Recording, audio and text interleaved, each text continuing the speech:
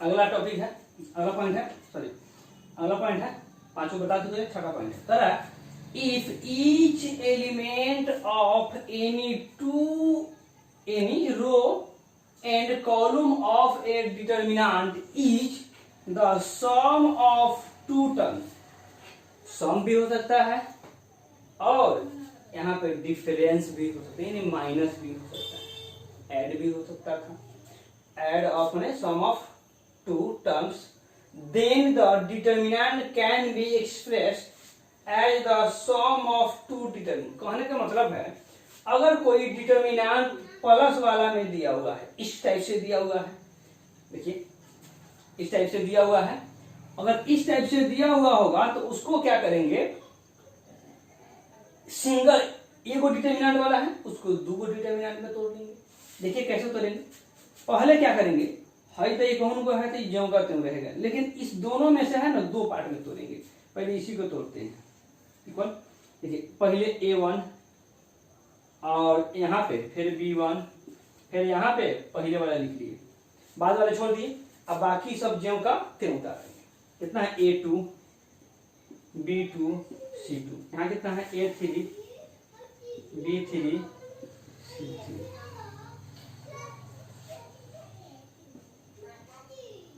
C1 C2 C3।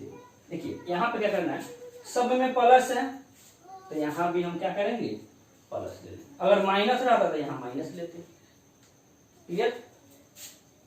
देखिए अधिकतर question में ही क्या रहेगा, एक चीज याद रखिएगा कि माइनस रहता तो उसको माइनस में करते, तो माइनस करने का मतलब तो माइनस प्लस, माने कि इसको तो नहीं माइनस में नहीं करता है, अधिकतर क्वेश्चन प्लस में ही रहता है ना। माइनस के लिए ध्यान छोड़ देना है, लेकिन माइनस करके यहाँ माइनस कर लेंगे।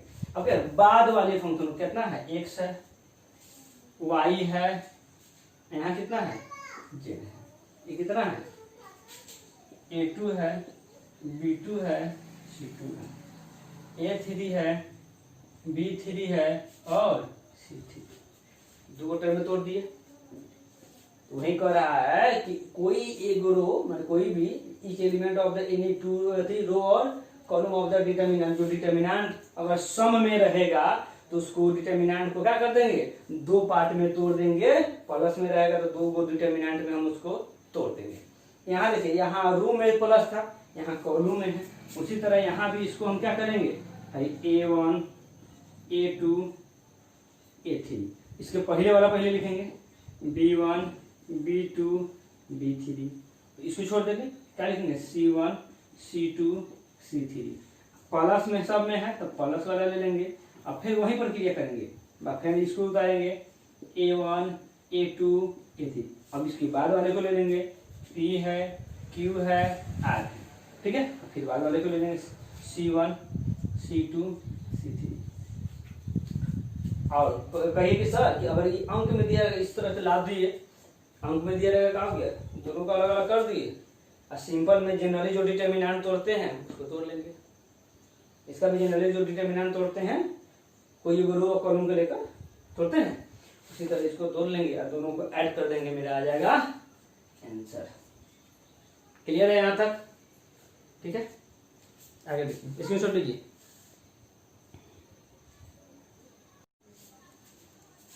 अभी हम देखे थे 6 नंबर पॉइंट, 7 नंबर पॉइंट देखते हैं, प्रॉपर्टी है लास्ट है, करा इफ अ कांस्टेंट मल्टीपल, क्या थी कांस्टेंट, कोई अचर है, कांस्टेंट अचर होता है, multiple of all element of any row और column is added to the corresponding element of any other row or column, then the value of the new determinant so obtained remains unchanged। कहने का मतलब है अगर इसमें कोई भी constant से हम गुना करके कोई भी रो या कॉलम में हम क्या चाहिए, कांस्टेंट से गुना करके उसको अगर हम ऐड करते हैं उसके कॉरेस्पॉन्डिंग, इसका कॉरेस्पॉन्डिंग ई हो गया, इसका कॉरेस्पॉन्डिंग ई हो गया, इसका कॉरेस्पॉन्डिंग चाहिए, इसका कॉरेस्पॉन्डिंग ई है ना, ये भी हो सकता है ना, इस सब का आपस में कॉरेस्पॉन्डिंग है। तो कॉरेस्पॉन्डिंग को हम आपस में रो और कॉलम को, रो का कॉरेस्पॉन्डिंग रो में ही होगा और कॉलम का कॉरस्पॉन्डिंग कॉलम में ही होगा। दोनों को जोड़ेंगे चाहे घटाएंगे या आपस में हम गुना करेंगे तो उसके डिटर्मिनेंट में कोई चेंजिंग नहीं होगा। क्या होगा? उसके कोई डिटर्मिनेंट में चेंजिंग नहीं होगा। देखते हैं यहाँ पे, जैसे यहाँ पे अगर हम यहाँ पे चेंज लिखना चाहते हैं, जैसे R3 का मतलब माने कि रो का R3 के स्थान के तीर दे दिए।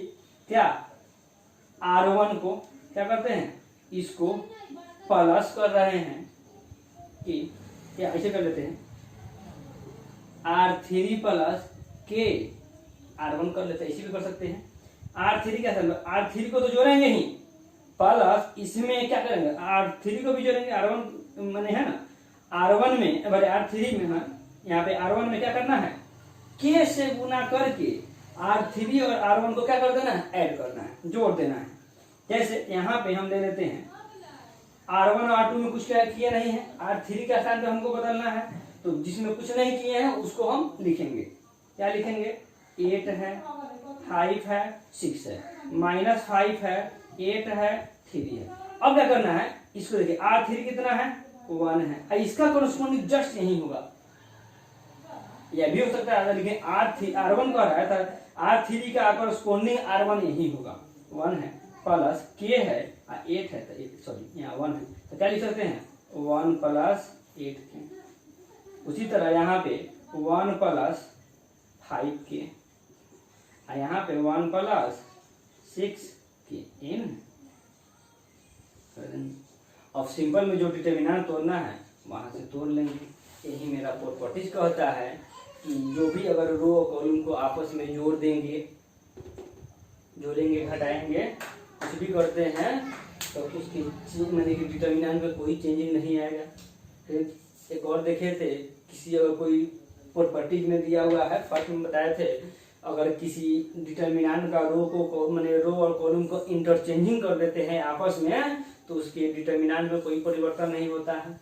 फिर आगे देखे थे उसमें हम कि अगर 2 गो रो या 2 गो कॉलम समान होगा तो उसके अगर 2 गो रो और 2 कॉलम समान होगा तो उसका डिटर्मिनेंट कितना हो जाएगा, 0 हो जाएगा। फिर हम देखे थे अगर कोई 2 गो रो या 2 गो कॉलम को किसी भी डिटर्मिनेंट में 2 गो रो और 2 गो कॉलम को क्या कर दे रहे हैं, आपस में चेंज कर दे रहे हैं तो उसके साइन में क्या हो जाएगा, परिवर्तन होगा। जो डिटर्मिनेंट अगर मान लीजिए इसका तोड़ रहे हैं जितना आ रहा है उसमें और प्लस में आता था माइनस में आ रहा है तो प्लस में आएगा, मतलब चेंजिंग होगा।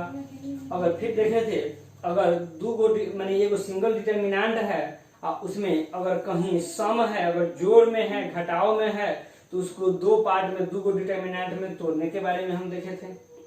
ठीक है, फिर देखे थे अगर कोई एगो रो या कोई एगो कॉलम में अगर टोटल एलिमेंट 0 हो जाए तो उसका भी डिटर्मिनेंट कितना हो जाएगा, 0 हो जाएगा। क्लियर है यहाँ तक? ठीक है, अब इस पर आपका एक्सरसाइज बनेगा। अब एक्सरसाइज कौन बनेगा, NCERT के 4.2 का क्वेश्चन सब आपसे बनेगा। NCERT में पढ़ा रहे हैं NCERT। अगर आपको लगता है कि NCERT के अलावा और भी कोई हेल्पफुल बुक है तो उसके लिए हम वीडियो बनाएंगे अलग कि कौन सा बुक होना चाहिए। लेकिन पर्सनली आप कोई भी बुक लेकर पढ़ सकते हैं, या तो आप आर्य सगवाल लेकर पढ़ सकते हैं, भारती भवन का आता है, या लुसेंट लेकर पढ़ सकते हैं, या आप क्या कहते हैं आर्य सगवाल NCERT RD शर्मा का बुक लेकर पढ़ सकते हैं। ठीक है, और जो भी पब्लिकेशन का बुक है, बहुत सारा पब्लिकेशन है, जो भी पब्लिकेशन का बुक बनाइए, अगर आपसे नहीं बनता है ना, जो बेसिक कंसेप्ट है बता दिए, प्रॉपर्टीज था इतना ही है, आगे फिर बनाइए, नहीं बनता है फिर आइएगा।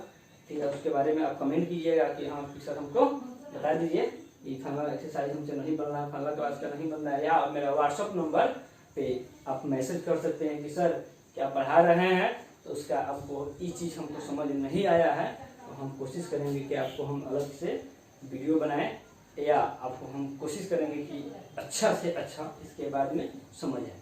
और आप लोगों से नर्म निवेदन है कि मेरे चैनल जो मैथमेटिक्स इंडिया है उसको सब्सक्राइब कीजिए, माने कि पूरा वीडियो जो है, नहीं कि आधा तक थोड़ा सा देख लिए छोड़ दिए, पूरा वीडियो देखिए, पूरा कॉन्सेप्ट शुरू से ही पार्ट 1, पार्ट 2, पार्ट 3, 4, 5, 6, 7 पार्ट तक, अब 6 पार्ट डाल चुके हैं। 7 पार्ट आने वाला है, आज वाला जो पार्ट है ये सब 7th में जाएगा। तो इस सब पार्ट है तो इस सबको हम डालेंगे। टोटल वीडियो शुरुआत से देखिए, आपको नहीं समझ आएगा हम डिटो लेते हैं, इतना हम चैलेंज देते हैं आप लोगों को, यहाँ पे हर हाल में आपको समझ आएगा, है ना। नहीं आने के सवाल ही पैदा नहीं होता है। और एक नहीं, सिर्फ एनसीईआरटी का बुक आपसे नहीं बनेगा, बल्कि हर पब्लिकेशन का बुक आपसे बनेगा। जो चैप्टर पढ़ रहे हैं उस चैप्टर के हर पब्लिकेशन के बुक से, एडवाइजर के बुक पढ़ सकते हैं, केसी सिन्हा के बहुत सारा बुक सब है, आप पढ़ सकते हैं, बनाइए। और जहां तक बनता है वहां तक कोशिश कीजिएगा, ठीक है। आगे फिर हम अगले वीडियो में मिलते हैं।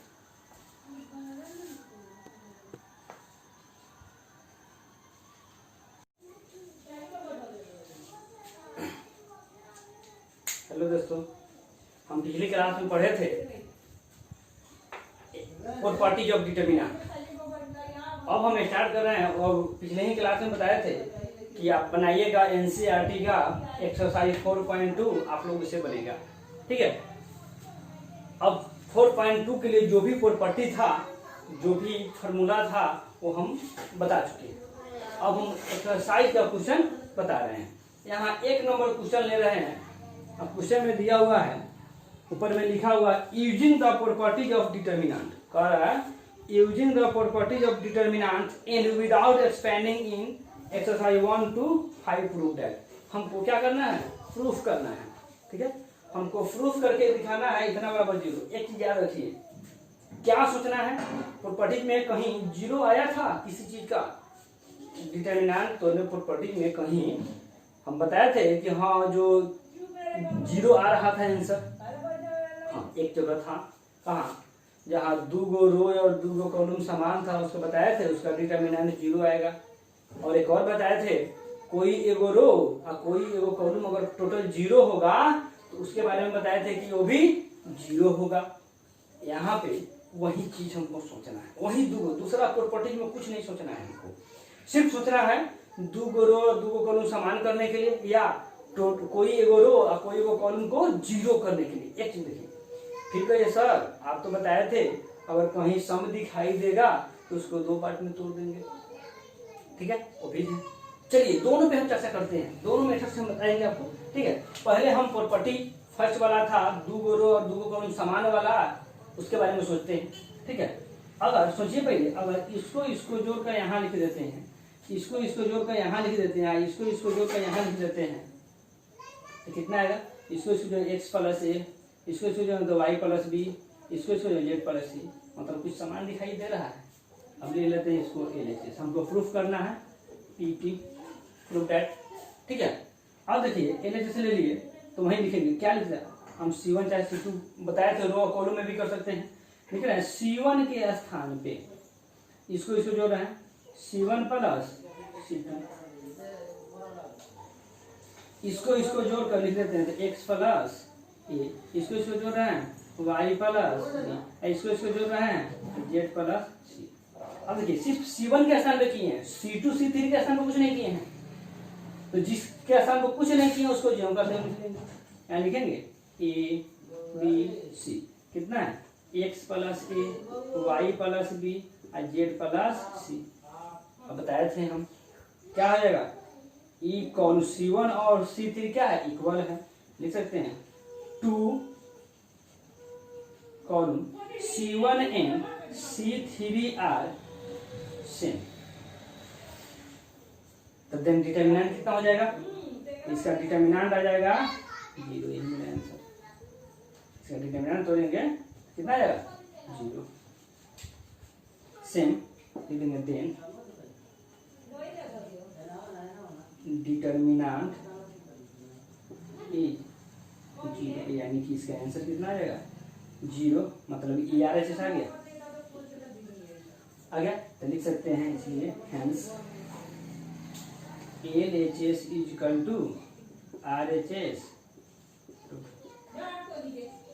हो गया, ठीक है।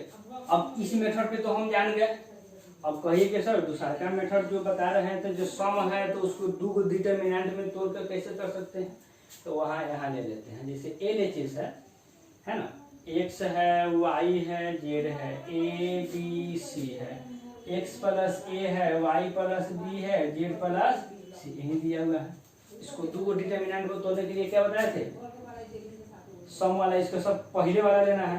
तो x है, y है, z है, यहाँ कितना है a b c, जो इसका फर्स्ट वाला कितना है x y z, प्लस है तो प्लस ले लेते हैं, ठीक है। फिर वही चीज को उतारेंगे, कितना लेंगे x y z a b c, अब बाद वाला क्या है a b c।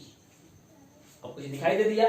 इस डिटर्मिनेंट में देखिए, इसमें क्या है C1 और C3 इक्वल है ना, और इसमें क्या है C2 और C3 इक्वल है। अब दोनों में इक्वल आ गया तो उसका डिटर्मिनेंट कितना हो जाएगा, दो, मैंने C1 और C3 दोनों इक्वल है, सेम है, C2 और C3 यहाँ सेम है, तो उसका डिटर्मिनेंट कितना हो जाएगा, 0 होगा।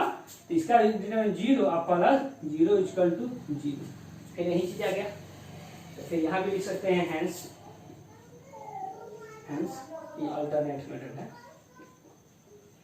अल्टरनेट मेथड, ठीक है। Hence LHS is equal to RHS proof.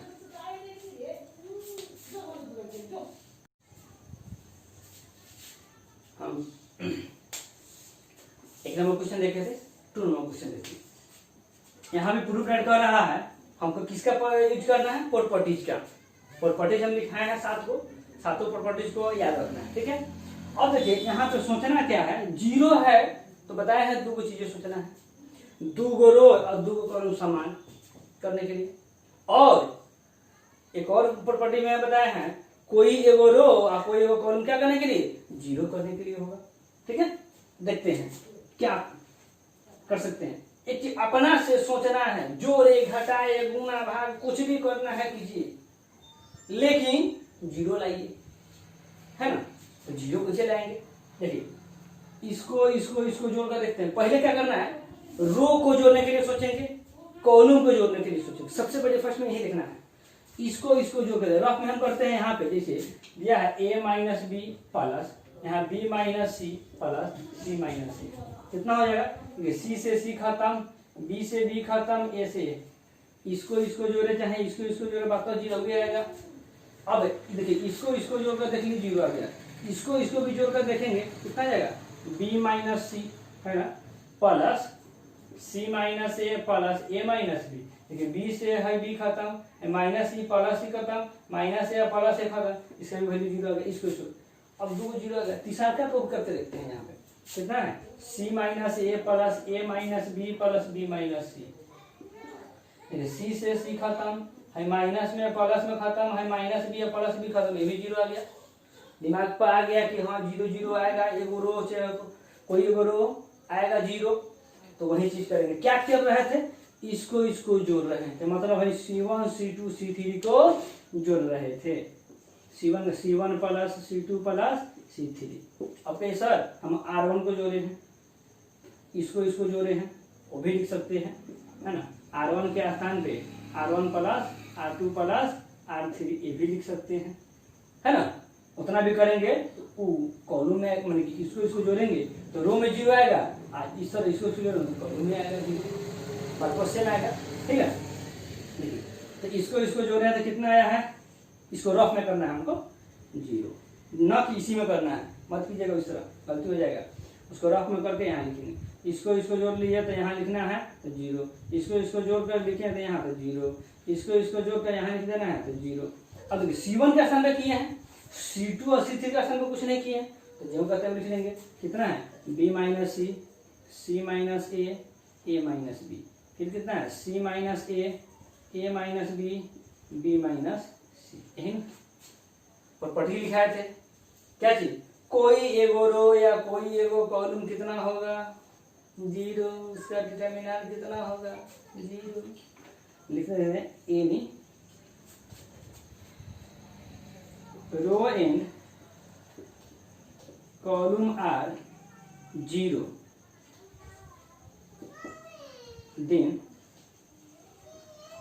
Determinant is क्या होगा 0 होगा।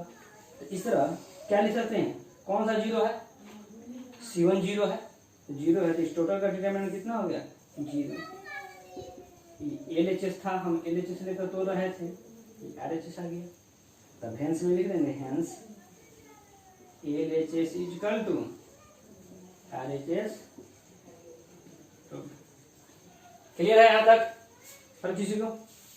ठीक है, फिर हम अगला देखते हैं।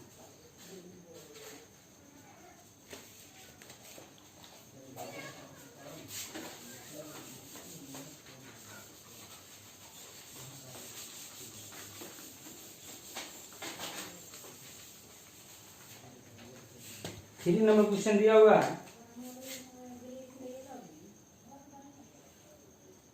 2, 3, 5, 7, 8, 9, 65, 75, 86 इक्वल टू 0, यही दिया हुआ है। देखिए सोचना क्या है हमको, है ना।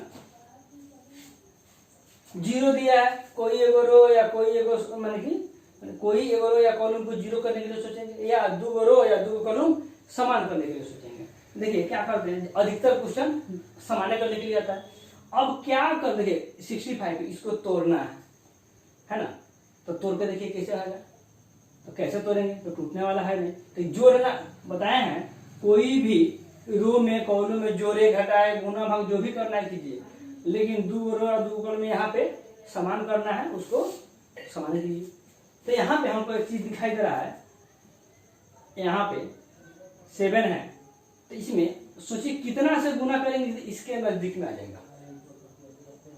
कितना से गुना करें, 9 7 63 लगभग में आ गया। यहाँ पे जितना यहाँ किए हैं उतना ही इस सब में करना होगा हमको। 9 8 72, 9 9 81, इसके लगभग में आ रहा है। अब देखिए फिर भी ये सब नहीं आया, तो क्या करना है, 7 है, 9 से गुना किए, अब इसको जोड़ कर देखते हैं। तो 9 7 63 और 2 65, फिर यहाँ 9 से 9 8 72 और 3 75, फिर 9 से गुना कर 9 9 81 या 5 86 आ गया। करना क्या होगा हमको, अब समझ आ गया। हम LHS ले लिए, मतलब भाई क्या है मेरा R2 माने कि C2 है, तो C2 के स्थान पे कितना से गुना करना पड़ रहा है, 9 से। 9 क्या, C2 जोड़ना पड़ रहा है, घटाना पड़ रहा है, जोड़ना पड़ रहा है किसको, तो C1।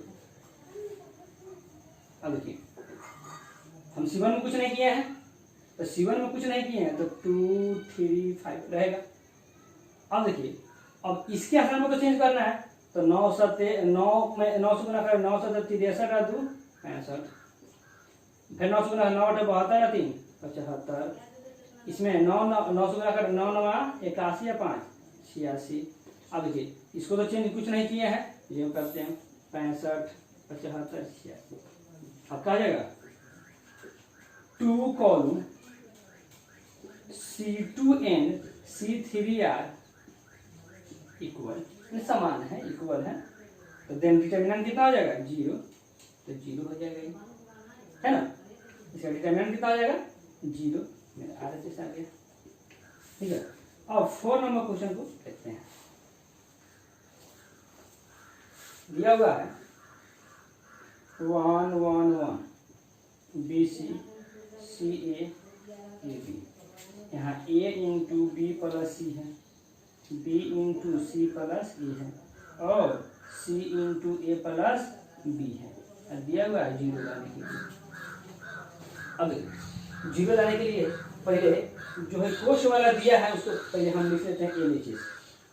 कोश वाला दिया है उसको गुना कर लेते हैं, 1 1 1 BC CA और AB है, गुना करेंगे तो कितना आ जाएगा, AB प्लस AC, इसको गुना करेंगे तो BC प्लस AB, इसको गुना करेंगे CA प्लस BC, कर दिए। अब देखिए आगे देखते हैं। अब सोचना क्या है, कुछ जोड़े क्या, तो इसको जोड़ नहीं सकते हैं, लेकिन इसको जोड़ कर देखते हैं, तो AB plus BC plus AC CA, तो इसको भी करके देखते हैं कितना आ रहा है, तो इसको भी तीनों को जोड़ेंगे तो AB plus BC plus AC, दोनों समान आया, समान आ गए, AB plus BC plus AC। फिर इसको करते हैं तीनों को, इसको जोड़ते हैं, इसको AB plus BC plus AC, तीनों समान आ गया। मतलब क्या करने के लिए कह रहा है, इसके स्थान पर इतना प्लस इतना, या इसके स्थान पर इतना प्लस इतना, वो भी कर सकते हैं हम। तो क्या करेंगे, इसी के स्थान पे लिख देते हैं C3 के स्थान पे C3 प्लस C2। देखिए C1 में कुछ नहीं किए तो ज्यों काटते हैं 1 1 1, C2 में कुछ नहीं किए तो ज्यों काटते हैं BC CA और AB। अब इसको जोड़ देना C3 के स्थान पे, क्या लिख सकते हैं, सजा के लिख सकते हैं AB plus BC plus AC, AB plus BC plus AC। उसी तरह इसको और इसको जोड़ेंगे तो AB plus BC plus AC, तो AB plus BC plus AC। फिर उसी तरह इसको और इसको जोड़ेंगे तो AB plus BC plus AC, तो AB plus BC plus AC। यही अब देखिए बताए थे इतना से गुना है, माने कि सब में समान है, तो सब में समान होगा तो उसको हम डिटर्मिनेंट में कॉमन निकालें। कॉमन कैसे निकालते देखिए, लिखते हैं तो क्या चीज, कॉमन ऑफ क्या निकालना, AB plus BC plus AC। अगर हम कॉमन निकाल इन किस से, C3 से कॉमन निकाल रहे हैं, तो क्या लिखेंगे AB plus BC plus AC, यही ना। अब देखिए कितना है, कॉमन इसी से निकाले तो इसमें कुछ कॉमन निकलेगा नहीं, इसमें कुछ है ही नहीं तो कॉमन क्या निकलेगा, कितना है 1 1 1, क्या है BC है CA है और AB, इन है BC CA AB। इस तो सब कॉमन निकालिए तो कुछ नहीं बचेगा, क्या बचेगा 1 बचेगा, तो 1 1 1। अब कुछ दिखाई दे दिया यहाँ पे, C1 और C3 इक्वल आ गया, लिख सकते हैं 2 column C1 and C3 are equal या सेम है, तो क्या लिख सकते हैं AB plus BC plus AC into इस टोटल का इक्वल आ गया तो उसका वैल्यू कितना हो जाएगा, then determinant is 0, then determinant is 0, उसका डिटर्मिनेंट कितना हो जाएगा 0, 0 करेंगे। अब गुना कर देंगे इतना में, टोटल कितना आएगा 0, आर साइड नहीं है, आ गया तो लिख सकते हैं hence LHS is equal to RHS। Clear है यहाँ तक, लीजिए स्क्रीनशॉट लीजिए।